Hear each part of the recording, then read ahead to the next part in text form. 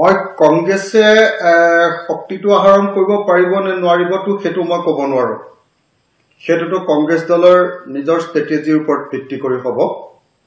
কিন্তু মই এটা কথা আপোনালোকক এছাৰ্টেন কৰি ক'ব পাৰো নিশ্চিত কৰি এটা কথা ক'ব পাৰো যে যদিহে বিৰোধী ঐক্যমঞ্চ হয়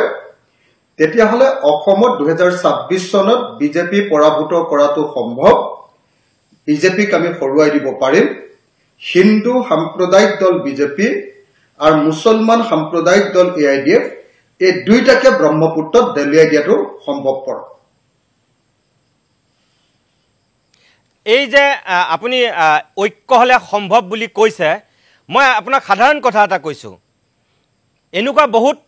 সমষ্টি আছে মই ব্যক্তিগতভাৱে জানো মই হয় সমষ্টিবিলাকৰ মই কথা ক'বলৈ নেযাওঁ আপোনাৰ কথাও মই নেজানো লুৰিণজ্যোতি গগৈ দলৰ কথাও নেজানো কংগ্ৰেছৰ ইমান দীঘলীয়া ইতিহাস থকাৰ পাছতো বিয়াগুম নেতা থকাৰ পিছতো সেই সমষ্টিবিলাকত বুথ কমিটিবিলাক আজিৰ দিনত নাই বুথ পৰ্যায়ত বহুত শোচনীয় অৱস্থাত আছে বেলেগ কথা বাদেই দিয়ক 50,000 ভোটৰ ব্যৱধানত যোৱাবাৰ হাৰিছে এইবাৰ হয়তো তাৰ আশে-পাশে থাকিব পাৰে বা তাতকৈ বেছিহে হ'ব পাৰে একতা হলেই ভোট দিবই বুলি আপোনালোকে কেনেকৈ ধৰি লৈছে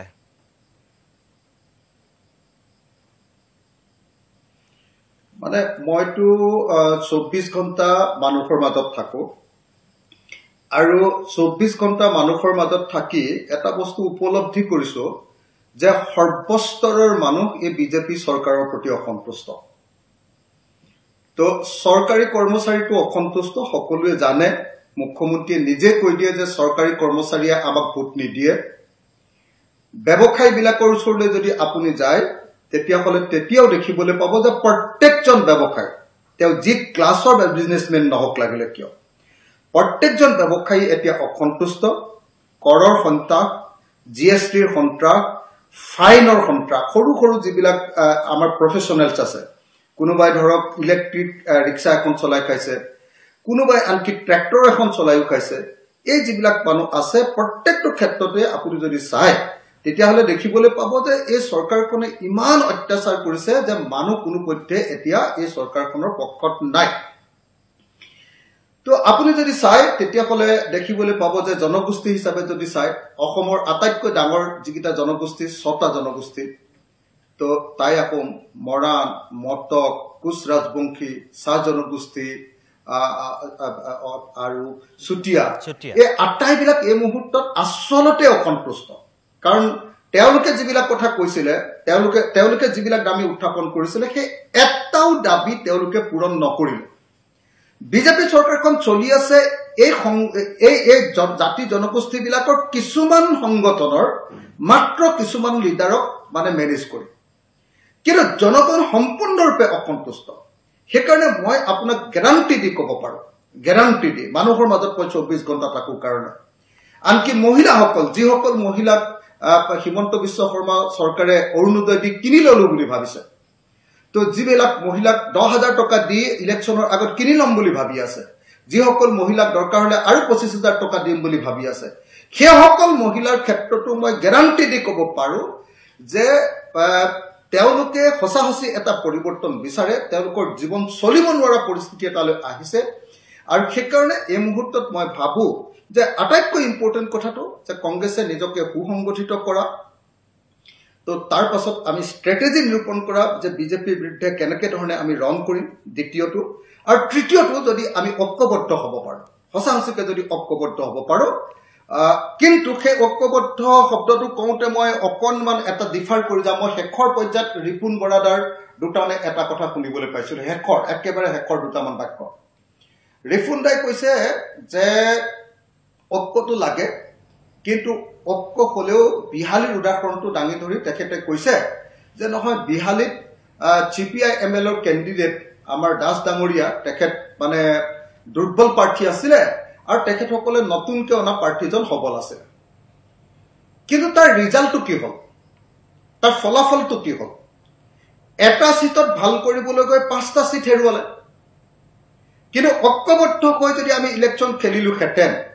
তেতিয়াহ'লে মোৰ গেৰাণ্টি আছিলে যে আমি মিনিমাম 3টা সিটত জিকিব পাৰিলোহেঁতেন যে 3টা সিটত আমি জিকিব পাৰিম সেই কথাটো আমি কংগ্ৰেছৰ লগত একেবাৰে মুকলিমূৰীয়াকে পাতিছিলোঁ আমি একদম মুকলিমূৰীয়াকে এতিয়াও তেখেতে কৈ আছে যে নহয় তো উইনেবিলিটিটো আমি চাব লাগিব জিকিব পাৰিব নে নাই এটো চাব লাগিব মই যেটো বুজি পাইছিলো যে বিহালীত বিজেপিয়ে যিজন ক্যান্ডিডেট দিছিলে সেই ক্যান্ডিডেটজন একেবাৰে ৰ ক্যান্ডিডেট আছিল ৰ একদম কেঁচা মানে আনকি তেওঁ বক্তৃতাটাও ভালকে দিব নোৱাৰে মানুহক ভালকে মাতিবও নোৱাৰে নমস্কাৰ এটাও দিব নোৱাৰে কিন্তু সেই মানুহজনকো বিজেপিয়ে জিকাই নিলে আমাৰ কেৱল অনৈক্যৰ কাৰণে তো আপোনালোকে সকলোৱে খবৰ ৰাখিলে গম পাব যে বিজেপিৰ ক্যান্ডিডেটজন খুব বেয়া আছিল কিন্তু তাৰ পাছতো বিহালীত জিকাই দিলে আৰু বিহালীৰ গোটেই প্ৰভাৱটো আমাৰ বঙাইগাঁৱৰ পৰা আৰম্ভ কৰি প্ৰত্যেকটো সমষ্টিতে পৰিলে তো গতিকে মই ভাবো যে এই প্ৰশ্নটো এনেকে ভাবি থাকিলে নহব যে উইনেবিলিটিৰ প্ৰশ্নটো 1 নম্বৰ হেতু ট্ৰেডিশনালি ভাবি থাকিলে নহব 1 নম্বৰ 2 নম্বৰ কিছুমান পাৰ্টিৰ হে বিৰাট ডাঙৰ সংগঠন আছে যে কিছুমান পাৰ্টি সৰু সৰু সংগঠন আছে সৰু পাৰ্টি গতিকে এওঁলোকক কম সিট দিব লাগিব এই বস্তুটোক মানে যুক্তিসংগত কৰিবৰ কাৰণে এতিয়াৰ পৰা যদি এটা নতুন এটা নেৰেটিভ খাৰা কৰিবৰ কাৰণে চেষ্টা কৰে তেতিয়াহলে আকৌ একেটাই ঘটনা ঘটিবগে সেইকাৰণে মই ভাবো যে এটো এটা অলপ প্ৰ্যাকটিক্যাল হ'ব লাগে মানে একটা বা ঐক্যৰ প্ৰশ্নটো অকল সংখ্যাৰ পিনৰ পৰা চালে নহব ইয়াক আমি কোৱালিটিৰ পিনৰ পৰা চাব লাগিব অকল কোৱান্টিটিৰ পিনৰ পৰা চালে নহব আৰু ইয়াৰ যেটো মেজিক্যাল যেটো ইনফ্লুয়েন্স সেই ইনফ্লুয়েন্সটো প্ৰকৃত অৰ্থত বুজি উঠিব লাগিব অকল যদি কোনোবাই অকল মেকানিষ্টিক্যালি চাই তেতিয়াহলে এই একতাটো কেতিয়াও সম্ভৱপৰ হৈ নুঠিব আপুনি যেটো কথা কৈছে এফালৰ পৰা ঠিকই কৈছে কিন্তু আপুনি এটো নেভাবেনে যে যেটো এৰা ধৰাৰ মনোভাৱ বা যেটো একদম এই ঐক্যতাৰ খাতিৰত যেটো ত্যাগ সকলোৱে কৰিব লাগিব কংগ্ৰেছৰ কৰিব লাগিব অজাপয় কৰিব লাগিব আপুনিও কৰিব লাগিব সকলোৱে এৰা ধৰাটোৱে হ'ল একতা ঐক্যৰ বস্তুটোত এৰা ধৰাটোৱেটো প্ৰধান কিন্তু এৰা ধৰাৰ কাৰণে যদি আগতীয়াকে এটা নিজৰ নেৰেটিভ তৈয়াৰ কৰি লয় যে উইনেবিলিটিৰ নেৰেটিভ এটা তাৰপিছত আকৌ এটা যদি যে নহয় এই পাৰ্টিটো ডাঙৰ পাৰ্টিৰ এটা নেৰেটিভ এটা আগতীয়াকে যদি নিজে ঠিক কৰি লয় আৰু বাস্তৱিক পৰিচয়টোলৈ আমি নাযাওঁ জনতাৰ প্ৰকৃত মানে ইস্যুজ বিলাকলৈ আমি যাবলৈ সক্ষম নহওঁ আৰু ইলেকশ্যনটো অকল টেকনিক্যাল কথা বুলি যদি আমি ভাবো যে এজন উইনেবল ক্যান্ডিডেট এজন ধৰি আনিলে মানে ইলেকশ্যনত জিকিব পাৰে এনেকুৱা ধৰণৰ টেকনিক্যাল কথা বুলি ভাবো তেতিয়াহলে মই ভাবো যে 2026তো আমি আকৌ পৰাজিত হম ঠিক আছে কিন্তু যদি 2026ত বিজেপিক পৰাভূত কৰাটো এটা মানে যদি এটুক এটা যদি আমি কি কয় এটো আপোনাক যদি আপোনাৰ আমাৰ আদৰ্শগত প্ৰতি প্ৰশ্ন বুলি ধৰো দেশ আৰু জাতিৰ জীৱন মৰণৰ প্ৰশ্ন বুলি ধৰো আৰু তাৰ কাৰণে প্ৰত্যেককে যদি ৰিয়েলিটিটো ফেস কৰিবলৈ চেষ্টা কৰে তেতিয়াহলে নিশ্চয় একতা হ'ব আৰু আমাৰ কাৰণে অকনমান আমাৰ কাৰণে অলপ আখোজোৱা কথাবিলাক কাৰণ আমি বাৰম্বাৰ তো এই যেটো একতাৰ যেটো হেৰি তাৰ ধাক্কা খাই আহিছো প্ৰত্যেকবাৰে আমিয়ে কেৱল মানে আপুনি ত্যাগ কৰি আহিছো প্ৰত্যেকবাৰে আমি এৰি দিছো কিন্তু সৰ্বশেষত আমি তাৰ পৰা কোনো ধৰণৰ ফলাফল পোৱাগে নাই সেইকাৰণে মই আশা কৰিম যে ৰিয়েলিটিৰ যেটো কোৱালিটেটিভ ডেফিনেশ্যন কি কয় আপোনাৰ একতাৰ যেটো ইউনিটিৰ যেটো কোৱালিটেটিভ ডেফিনেশ্যন সেই কোৱালিটেটিভ ডেফিনেশ্যনৰ প্ৰতিও আমি সকলোৱে মন দিব লাগিব হয়